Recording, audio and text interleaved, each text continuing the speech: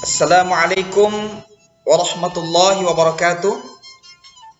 Alhamdulillah wassalatu wassalamu ala Rasulillah sallallahu alaihi wasallam wa ala alihi wa ashabihi. Anandaku sekalian, siswa-siswi kelas 12 yang Bapak sayangi dan Bapak cintai, kembali kita bertemu dalam proses belajar mengajar online. Anandaku, dan kali ini tema kita adalah fase-fase hari kiamat dalam Islam dan dalilnya. Oke Anandaku, selamat mengikuti. Anandaku sekalian, sekedar untuk menjadi bahan renungan, sebelum kita menguraikan tentang fase-fase hari kiamat itu, mari kita simak terlebih dahulu sebuah sabda Rasulullah sallallahu alaihi wasallam yang berbunyi, La tazulu qadama 'abdin yaumal qiyamah hatta yus'ala an arba' an umrihi fima afnahu wa an jasadihi fima ablahu wa an ilmihi madza 'amila fihi wa ammalihi min aina iktasabah wa fima anfaqah. Rawahu Ibnu Hibban wa Tirmidzi. Artinya, kedua kaki seorang hamba tidaklah beranjak dari tempat hisabnya pada hari kiamat hingga ia ditanya mengenai 4 hal. Jadi belum sempat bergeser kaki pada hari kiamat itu Ananda, kepada kita sudah dihadapkan pertanyaan 4 hal. Pertama, umurnya. Untuk apa ia habiskan? Akan ditanya Ananda sekalian, umur yang dikasih Tuhan itu kemana dihabiskan? Apakah untuk beramal atau untuk bermaksiat? Yang kedua, akan ditanya tentang jasad. Badan kita ini untuk apa digunakan? Apakah digunakan untuk ketaatan atau justru untuk kekufuran? Akan dipertanggungjawabkan. Kemudian yang ketiga, akan ditanya tentang ilmu. Apakah telah diamalkan? Jadi Anda sekalian, kita sebagai penuntut ilmu, kita sudah banyak tahu. Sebetulnya tidak cukup sebatas tahu. Ilmu itu tuntutannya adalah pengamalan. Dan nanti apa yang sudah kita tahu itu akan ditanya apakah teramalkan atau tidak. Terutama tentang perintah dan larangan Allah. Kemudian yang keempat, akan ditanya tentang harta. Kita mesti sadar betul bahwa apapun dan berapapun harta yang kita punya di dunia ini sebetulnya adalah titipan dari Allah. Dan itu akan ditanya nanti, dimintai pertanggungjawaban. Dari mana didapat? Apakah dengan cara halal atau cara haram? Dan akan ditanya pula, kemana dibelanjakan? Apakah disalurkan di jalan Allah atau justru dipakai untuk hal-hal kemungkaran yang bisa mendatangkan murka Allah Subhanahu wa taala. Jadi Anda sekalian, hadis ini kiranya dapat menjadi bahan renungan buat kita bahwa sesungguhnya hidup kita di dunia ini adalah kehidupan yang sementara, dan ternyata apapun yang kita punya, pada dasarnya itu bukan milik kita, hanya titipan-titipan Allah, dan ternyata nanti di akhirat akan dimintai pertanggungjawaban. Mudah-mudahan kita bisa lebih memperbaiki diri dengan meningkatkan ketaatan kepada Allah Subhanahu wa taala setelah membaca dan memahami hadis ini. Anandaku sekalian, sekarang mari kita masuk ke fase kiamat. Ini fase yang pertama Ananda sekalian, yakni hari kiamat. Hari di mana berakhirnya kehidupan dunia, diawali dengan tiupan sangkakala oleh malaikat Israfil. tiupan pertama malaikat Israfil ini itu mengakibatkan matinya seluruh makhluk, baik yang di langit maupun yang di bumi, terkecuali yang Allah izinkan hidup.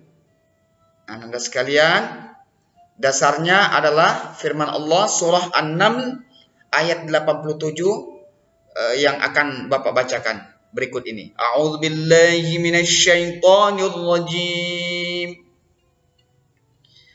Bismillahirrahmanirrahim. وَيَوْمَ يُنفَخُ فِي الصُّورِ فَفَزِعَ مَنْ فِي السَّمَاوَاتِ وَمَنْ فِي الْأَرْضِ إِلَّا مَنْ شَاءَ اللَّهُ وَكُلٌّ أَتَوْهُ دَاخِرِينَ. Artinya,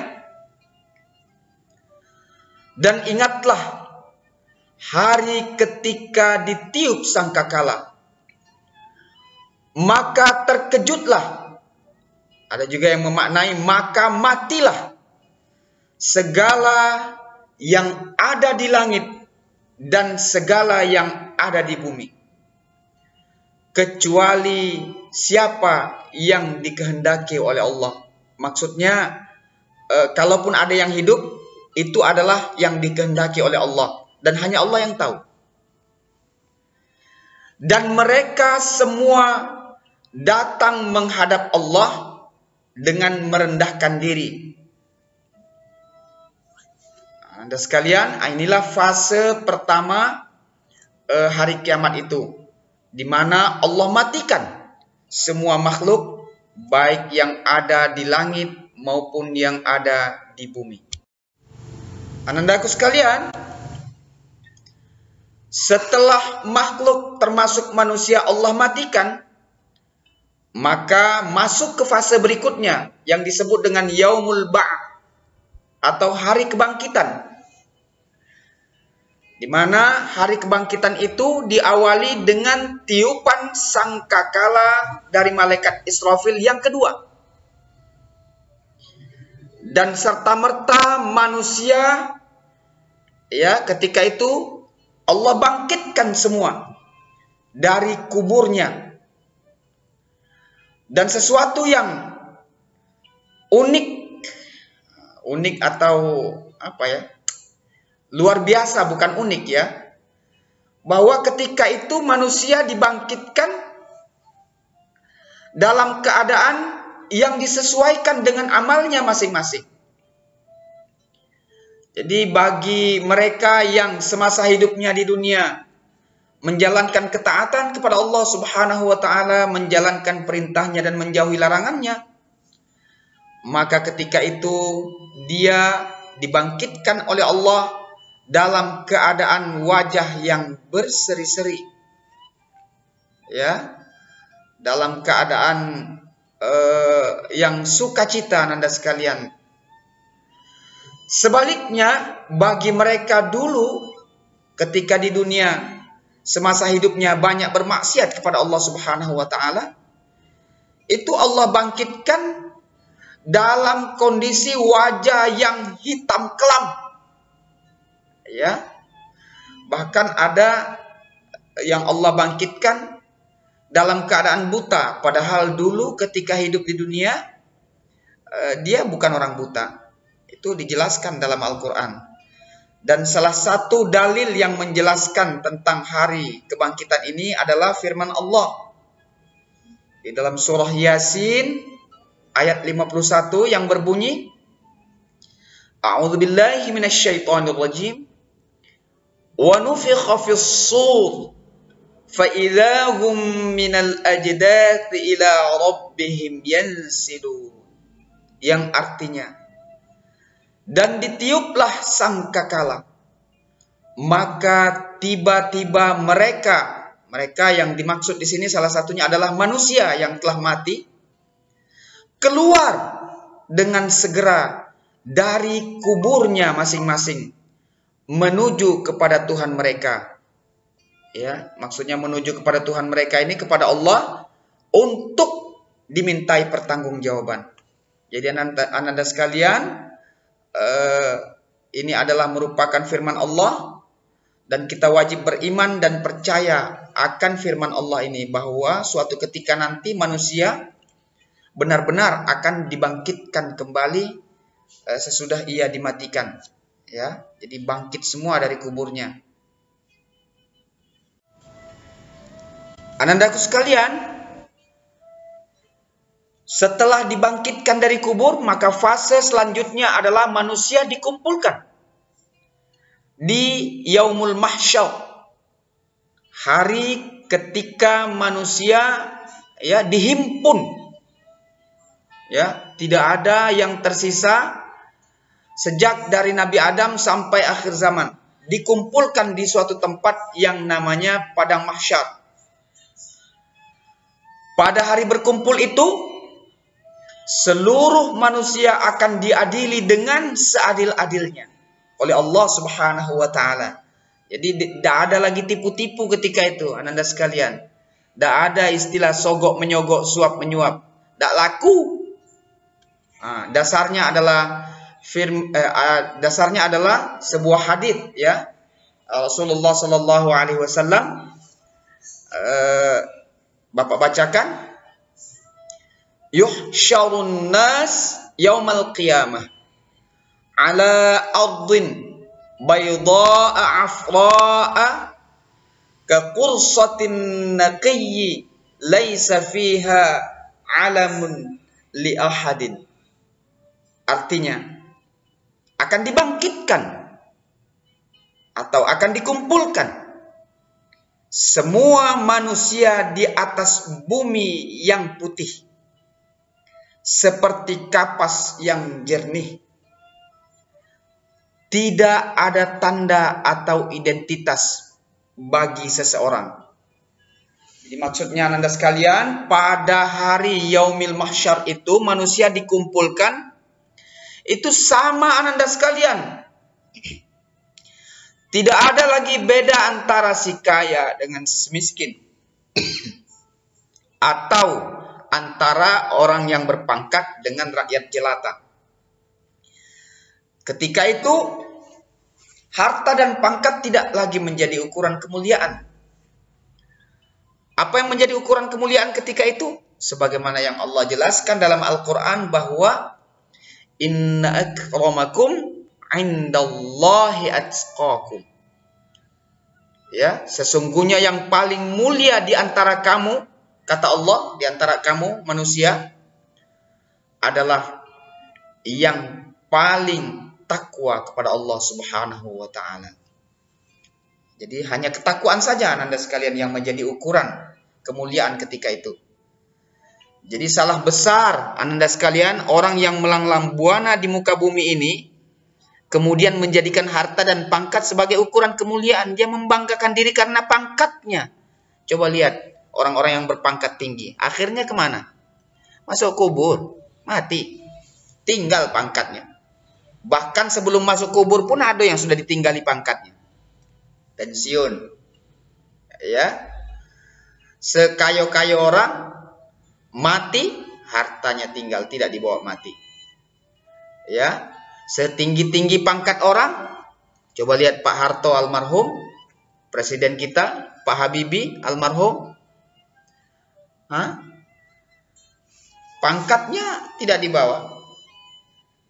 Dan kalaupun ada pangkat, kalaupun itu bisa disebut pangkat, ya itulah almarhum atau almarhumah. Itu pun untuk orang-orang yang solih. Ananda sekalian, ketahuilah almarhum itu bukan gelar untuk sembarang orang, tapi untuk orang-orang yang solih. Almarhum itu artinya orang yang disayangi, ya, atau almarhumah, orang yang disayangi perempuan, yang perempuan. Kalau almarhum laki-laki. Jadi kita ini galak salah kaprah menggunakan kata almarhum, almarhumah. Asal orang meninggal almarhum. Oh tidak. Hanya orang-orang yang soleh yang disayangi Allah yang boleh menyandang gelar almarhum itu. Anandaku sekalian, setelah manusia dikumpulkan di padang mahsyar, Maka fase berikutnya adalah yaumul hisab atau hari perhitungan. Yakni hari di mana pahala dan dosa manusia akan diperhitungkan atau ditimbang Anda sekalian ya, pahala dan dosa itu. Tentang kemudian bagaimana bentuk timbangannya, bagaimana proses pelaksanaannya, hanya Allah lah yang tahu. Yang jelas satu hal yang mesti kita yakini dan kita persiapkan, bahwa pahala dan dosa yang kita lakukan di dunia ini kelak akan ditimbang. Anda sekalian, sebagai manusia kita tidak mungkin luput dari dosa. Tetapi kalaupun berdosa, janganlah sampai dosa kita lebih berat nanti ketika ditimbang dibanding pahala kita. Anda sekalian, maka Umar bin Khattab, sahabat Rasulullah SAW atau khalifah yang kedua, pernah berpesan, hasibu anfusakum qabla an tuhasabu. Kau hitung-hitung dirimu sebelum kau dihitung oleh Allah Subhanahu wa taala. Jadi kita ini mesti banyak ngaco Anda sekalian. Ya. Kita harus memperhitungkan kira-kira selama kita hidup sampai hari ini, kira-kira mana banyak perbuatan baik kita dibanding perbuatan buruk kita. Kita mesti hitung-hitung diri kita. Ya. Sebelum kemudian kita dipisahkan ruh dan jasad kita oleh Allah Subhanahu wa taala. Mudah-mudahan jangan dulu ya, jangan mati dulu maksudnya nak ya. Semoga Allah masih memberi kesempatan kepada kita untuk kita beramal solih. Nah, Anda sekalian, ini dalil atau dasar ya yang menjelaskan betapa Anda sekalian kelak di akhirat manusia itu amalnya betul-betul akan diperhitungkan. Sebagaimana firman Allah Subhanahu wa taala di dalam surah Al-Ghasyiyah ayat 25 dan 26. A'udzu billahi minasyaitonir rajim. Inna ilaina iyabahum thumma inna alaina hisabahum. Artinya sungguh. Jadi kalau Allah bilang sungguh, itu artinya Anda tidak main-main. Iyo-iyonian. Sungguh kepada kamilah, kata Allah, mereka kembali. Kemudian sesungguhnya kewajiban kamilah, kata Allah, membuat perhitungan atas mereka. Jadi Allah pastikan bahwa kelak di akhirat amal manusia akan Allah perhitungkan. Itu nak ya. Mudah-mudahan kita termasuk golongan orang-orang yang beruntung kelak ketika berhadapan dengan hisab atau perhitungan Allah Subhanahu wa taala. Amin. Karena itu janganlah kita termasuk golongan orang-orang yang suka menyepelekan atau bahkan meninggalkan ya perintah-perintah Allah ya, ataupun larangan-larangannya, atau mengabaikan larangan-larangannya ya. Marilah kita menjadi hamba-hamba Allah yang patuh menjalankan perintah Allah dan menjauhi segala larangannya ya. Amin ya rabbal alamin. Anandaku sekalian, inilah fase terakhir ya dari kehidupan akhirat itu, yakni yang disebut dengan yaumul jaza atau hari pembalasan, di mana pada fase ini manusia akan menerima balasan ya, yakni surga untuk orang Islam yang takwa dan neraka untuk orang kafir atau para pendosa. Ya Allah, mudah-mudahan Allah masukkan kita ke dalam golongan yang pertama, calon-calon penghuni surga ya. Amin ya rabbal alamin. Nah, adapun yang menjadi dasar Anda bahwa manusia itu kelak akan menerima balasan dari amalnya ya, sebagaimana yang Allah firmankan di dalam surah Al-Mu'min yang Anda saksikan, Bapak bacakan ayat 17 itu nah. A'udzu billahi minasyaitonir rajim. Al-yauma tujza kullu nafsin bima kasabat La zulmal yaum. Innallaha sari'ul hisab. Nah, ini dalil yang pertama ya nak ya. Yang artinya pada hari ini. Jadi hari pembalasan yang dimaksud, tiap-tiap jiwa atau diri diberi balasan dengan apa yang diusahakannya. Maksudnya dengan apa yang telah diperbuatnya semasa hidup di dunia. Tidak ada yang dirugikan pada hari ini. Jadi Allah tidak akan merugikan manusia sedikit pun ya. Baik buruk akan dibalas oleh Allah sekecil apapun. Itu maksudnya. Sesungguhnya Allah amat cepat hisabnya. Jadi perhitungan Allah itu sangat cepat ananda sekalian. Ya, mudah bagi Allah untuk menghitung amal kita itu maksudnya. Nah, ini dalil yang kedua yang menjadi dasar bahwa kelak manusia akan mendapatkan ganjaran ya atau balasan dari amalnya. Sebagaimana firman Allah surah Al-Zalzalah ayat 7 dan 8. A'udzubillahi minasyaitonir rajim. Faman ya'mal mithqala dzarratin khairan yarah wa man ya'mal mithqala dzarratin syarran yarah. Shadaqallahul azim. Artinya, barang siapa yang mengerjakan kebaikan sebesar zarrah pun, niscaya dia akan melihat balasannya. Dan barang siapa yang mengerjakan kejahatan sebesar atau seberat zarrah pun, niscaya dia juga akan melihat balasannya. Jadi Anda sekalian, dari ayat ini dapat disimpulkan bahwa tak ada kebaikan, tak ada keburukan sekecil apapun itu yang tak terbalas kelak di sisi Allah Subhanahu wa taala. Anandaku, itulah ya fase-fase dari kehidupan akhirat. Mudah-mudahan bertambah wawasan kita dengan penjelasan Bapak di dalam materi pembelajaran kita kali ini nak ya. Amin ya rabbal alamin. Anandaku sekalian, akhirnya sampailah kita pada kesimpulan dan sekaligus tugas untuk Ananda. Pertama kita sampaikan kesimpulan.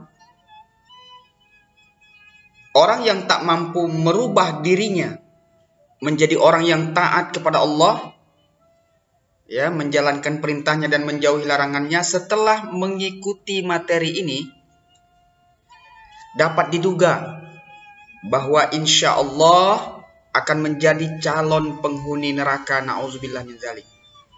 Kenapa seperti itu? Karena itu menunjukkan bahwa ia tidak yakin dengan adanya akhirat.